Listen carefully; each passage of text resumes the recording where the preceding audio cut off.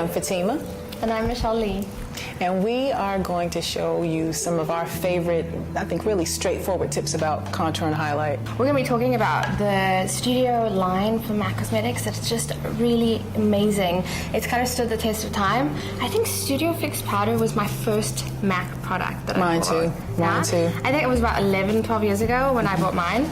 And it's kind of stuck with me all the years. It never lets you down, really. It makes sense. The Studio line it's a brand heritage for us. We have Studio Fix Fluid, which I'm using now, and I've just sort of watered it down a bit with a little bit of my softening lotion here, the Marine Bright formula, just to kind of almost make it like a watercolor. I like a very sheer look. Even if I'm going to contour and highlight, I still like it to be like a veil or a silk stocking over my face. I don't like a lot of coverage.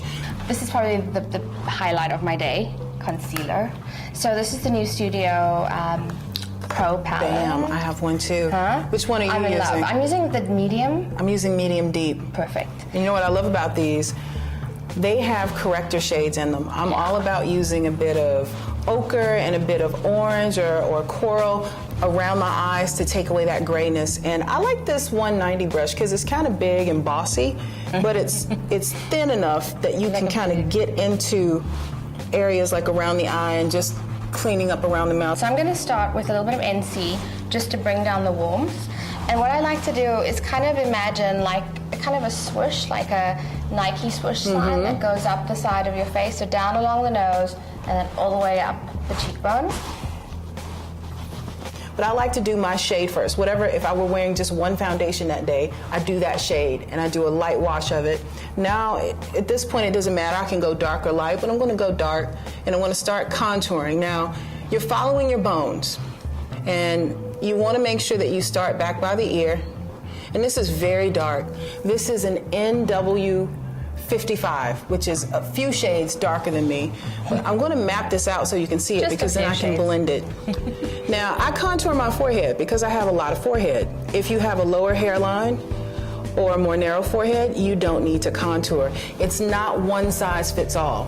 Now my trick, and I don't know if you've tried this before, but the best thing to do is I always say to everybody, find your groove line. And that's about taking your finger and kind of feeling out the architecture of your face. Yes. Because I think you need to understand where your bones lie. You do. You need to actually love your face up a little bit. So take some time to feel where your groove is. Once you found your groove, it's always good to find your groove.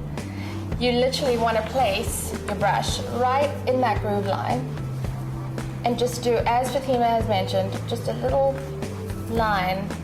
And I always say kind of create a dotted invisible line from the corner of your eye down your cheek and kind of stop just short of that. That's always a safe way to know that you're not going to over contour or cup your cheek in, which is going to make your cheek look bigger. Yeah. So you want to make sure that you kind of keep it to that line. And when it comes in too far, it makes the front of the face look dirty too. It can almost have the opposite effect of being appealing. So now that I've plotted all my contours out, I want to make sure that I'm going to merge all these colors together. So I've selected a C5.5, which matches my skin tone, and the 188 stippling brush, and I'm just going to kind of mix it or whip it all together, really. I'm going to start off down here. And the great thing about Studio Fix Fluid is it's got great optical diffusers, which really just kind of soft focus your face, makes your skin appear a lot smoother, and just kind of plays to the whole facelift effect of contouring and highlighting, because that's what you can do. Yes. Is you can really give yourself a facelift without the expense if you take time to learn how to hone that bone structure. I mean, immediately it disappears. I've got a nice gradient without it being too strong. And I'm just going to go along the edges of the nose. I think I should just add a little bit more right in the inside of the eye. And I'm going to connect that down the nose. Now I'm always asked how to slim down the nose, and this is the perfect way to do it without being too much, because there's a fine line that you don't want to cross over. So I'm just going to take a small amount and make sure that it really meets with the eyebrow. And remember, I'm going to blend this in, so you don't have to worry. Makeup blends in, so don't get scared if it looks too dark.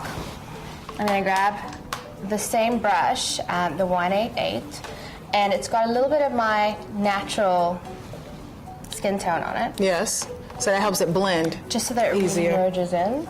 I'm going to go right over that. What I'm going to do now is to make sure that those contours are popping, but locked in place. I'm going to use this Studio Fix powder. It's the same tone as the contours that I used earlier on. So it's an NW46. And what I'm going to do, same brush that you were using earlier on. 168. 168. A must-have.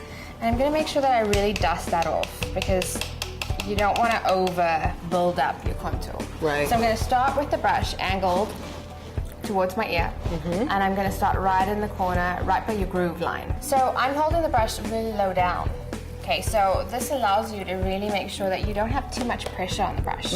Okay, so I'm holding it low down and then really flat, and allowing me just to kind of lightly swoosh across there, but very lightly. And then the same brush, I'm literally just going to lightly tap, but when I say lightly, I mean lightly. Very lightly. And the remnants, I'm just going to brush right along my lid. And kind of through the crease and then up towards my temple. Is that good? That looks great. Let's see. Gorgeous. Just when you thought it was super highlighted, I'm going to pop it out even more. Ah.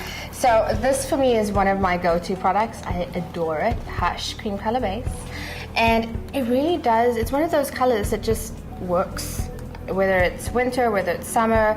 It also has a very second skin type of finish. So it's got a second sparkle. I'm going to use my fingers again. And it works on a lot of different skin tones, a very I wide agree. range.